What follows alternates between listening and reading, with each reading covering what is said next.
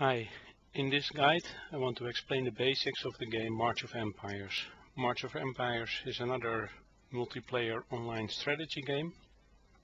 It's similar to titles like Game of War and Clash of Kings. What is unique for people who are familiar with these type of games, what is different or unique about this game is that there is not one specific capital in a state or kingdom where the players can fight for, but actually what is called here a realm is divided into many territories, each with their own capital. This is interesting because it means not only the few top players can fight for capitals, but many players can do so. What's also interesting, what I've seen so far in battles between different realms, the focus is on doing damage to those capitals, and the players are relatively left alone even if unshielded. So that's nice if you just want to build your account. You do not have to worry too much about being attacked and zeroed each time. So that's just giving it a bit of an idea about how this is different from similar titles. And now we'll go into explaining some features. An important part in this game, as in other games as well, is the alliance. Now going to the alliance menu, it has a number of functions. If you are not yet part of an alliance, by clicking on the alliance menu you have the possibility to join an alliance. You should have a look at trying to find an alliance that is fits your requirements. Is it active enough? Do people show a certain aggression that matches with your own idea of the game? The social aspect of an alliance can be nice. Besides that, there are important things. You just need to be part of an alliance. For example, aiding your allies. It can be done via the menu, but also via this icon at the right with the shaking hands, the 19 above it. You can click on that and help all. In this case, you help all your alliance members. You get some social points yourself, which you can buy stuff. The important thing to do this is you help your alliance by deducting some time from their timers to do building and upgrades. You also need an alliance, for example, to work together to occupy capitals. So it's just an important part of the game, and the social aspect is important as well if you decide to play this kind of game for a long time, and it can be quite addicting. If you're part of an alliance, you might want to relocate your city. In this case, this diamond jack here in the middle is my city. You might want to relocate that to an area where there are other part of your alliance. So for this, you can use two different kinds of relocations. I'm just going to look at the items menu and going to the utility in my inventory. Look at this menu. So when you start a game, you have a couple of homeland relocations, and this allows you to teleport your city to any random location anywhere in an alliance territory. If your alliance has occupied multiple territories, you might not really get to the place where you want to be or where most of your alliance mates are. So you can also use a precise relocation, and that allows you to select an exact spot where you want to relocate to. So looking at your city by this button at the right bottom, I switch between the map view and my city view. So a city has many buildings, some inside the city wall, this area, and there's an area outside the city wall. Outside the city wall are your resource buildings. These produce resources. At the top of the screen you see the resources. There are 5 different resources in the game. Inside the city wall you have your other buildings. In this game, what is also more unique for this game compared to others I've played at least, is that the city view is divided into several areas. Each time there is one fixed building that you don't need to place, that is unlocked when you upgrade your castle to a certain level. So in this case we have in this area our castle, and in other area, for example here, this is another area, we have our university or our academy here. And the other spots are free to put any buildings that you want. I've already filled up all the spots with some of the buildings. Other areas that still need to be unlocked. So here, for example, we have a Royal Barracks district, but that is still locked. Will only be unlocked when my castle reaches level 15, and that will give me another 4 spots as well.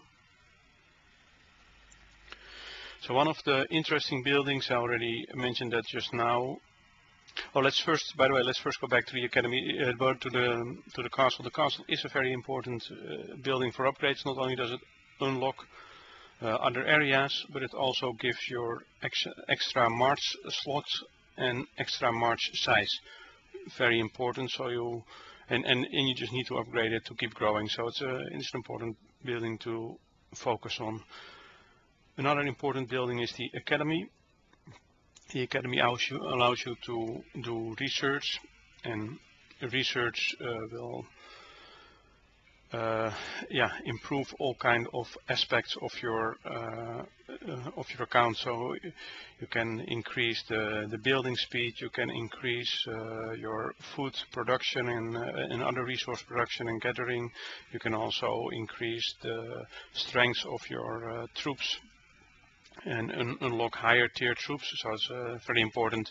In this game, the categories in the academy are not divided based on contents, but rather based on a level in which they are unlocked. So at this stage I have 2 unlocked categories, and I need to have my academy upgraded to level 15 before I can go to do research in the 3rd category. So it's always important to keep research going. At this moment I've fully completed the part 1. I'm doing some research in part 2, which is I'm unlocking X-Men, which is one of the tier 2 troops available. That's important as well because it allows me to train stronger troops. So when it is finished, always make sure you start another research to keep that going. So I already mentioned the aspects of training troops, which can be done in the barracks. You can build multiple barracks buildings actually, and the more barracks buildings you build, the higher will be your training capacity and training speed.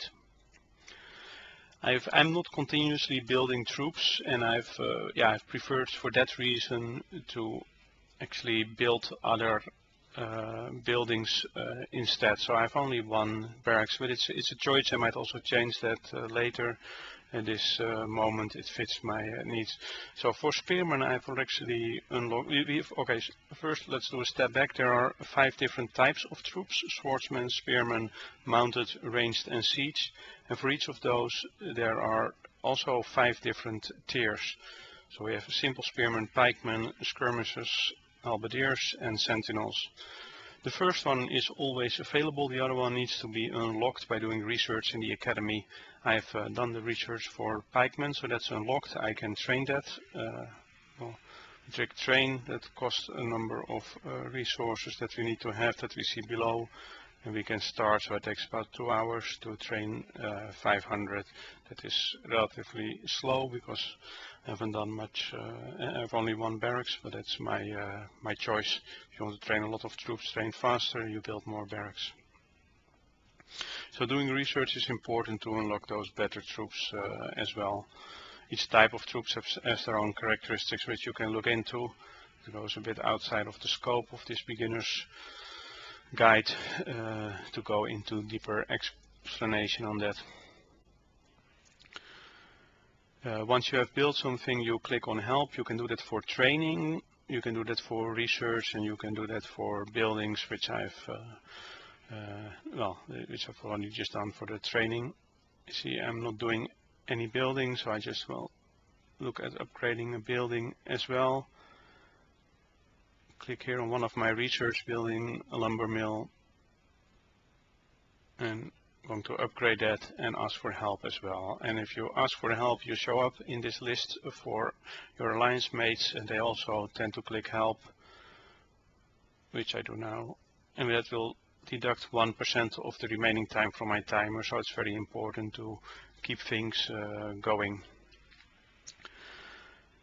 In this game we have a champion. In some other games it's called a hero, a lord, or a commander. Here it's called a champion, and that champion you can level up by doing all kind of different activities. And when you level up your champion, you get a number of talent points. So mine was just leveled up, and I get 3 talent points. Those points are yet unassigned. You can see that at the right corner. So when there is a 3, you also saw it in the icon on the on the previous view actually. So when there's a 3, it means they're unassigned points. So you can go to your talents and assign those. There are 3 different sections. So far I focused on the progress section. I've done it because I'm not really that much fighting yet. I feel my account is too small for that, and at this moment to grow, actually the speed with which I do that, especially the building upgrade speed and the research speed, are the bottlenecks for my account growth, not the resources. That might change later. If it would be resources, I would probably focus more on the income category. For now I'm focusing on the progress category. So for example, we have this advanced research. Each point that I add, I get another 2% boost of my research speed. So this is something I'm going to add, those 3 remaining points. So I've actually maxed it now. That's nice to think of something else to focus on the next time my champion upgrades.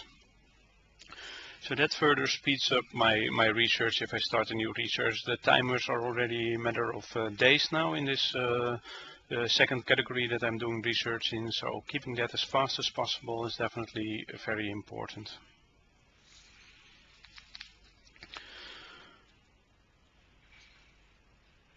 Oh, I think I clicked that one time too often. No, okay, that was, well, so here we have a section with quests, and there are some daily quests. These are every day you get some activities that you can do that can give you some prizes. The price you can look here, that's some small amount of gold, but it's good to focus on these. They're often not so difficult. Well, actually it's good to focus on this first, then I might have known that I should upgrade my embassy today and not the lumber mill that I just did, but yeah, I will just do that later. I have still plenty of time today. Also for the training, yeah, they asked me to train tier 1 mounted units. That's not what I just did, but I can focus on that later. Activate your VIP, I will just show that. Gathering stone and defeating encounters, I will also briefly show that. So those are the daily quests, and if you complete all of them you get an extra chest. So your VIP, I'm currently VIP level 3. Let's see if I still have some items. I still have 6 items to activate it for 24 hours. So I activate my VIP, and now I have already finished one of the items on the list. Another was to do a random enemy encounter. These are actually enemy encounters, in this case the Viking camps. I don't have enough guardian points yet to go for this level 4. My guardian is level 3, so I should look for a level 3 or lower.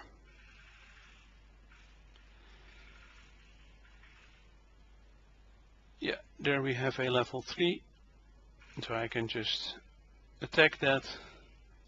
I'm just using one of my standard formations, and I'm attacking that. So that's nice. Another was, I forgot which resource to gather. There are different resource items. For example, this is for some stone, this is for some oh, sorry, this is a Viking camp. I didn't see that because of the city in front of it. This is stone actually for all the different resource types you have camps. I will just show you how to do this. Often I feel like there's already enough armies to march. I don't need that many loads, so I will just select some 2 batches. That was 41 load. That is enough for this to gather this stone fully. So those, in general, those daily quests are very simple to complete, and it just gives you something extra to, an extra small payout that helps you. That gold can help you later to speed up things or grow in other ways to purchase certain items. So it's useful to just keep doing that and keep collecting that gold. Another thing in the quest menu is the adventures.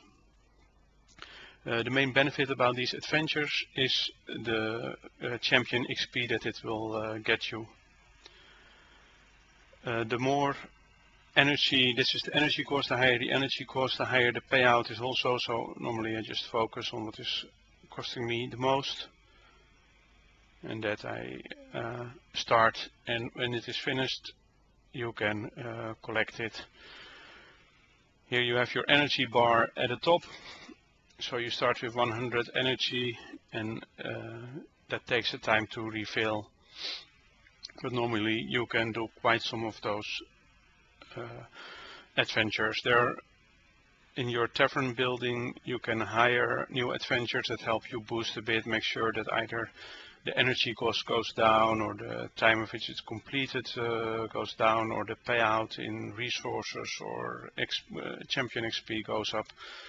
So it might be good to look into that as well, so that you have a nice adventure party bonus that you can see here. So here you see that I get a bit more payout in XP, and I have a reduction in the energy.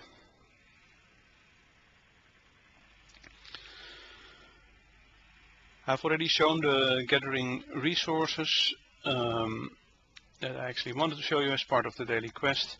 Another thing is this blinking chalice. You can always click on that to collect it. So once you've done that, there's a new timer. It's just a freebie that you can get, and that once the timer is done, you get another freebie. There are actually a lot more things about this game, of course, but I want to stop at this because this is a beginner's guide. I probably make some different guides to dive into certain different other aspects of the game. I hope this gives you a basic idea of how to play this game. If you have any comments or other tips, please share them.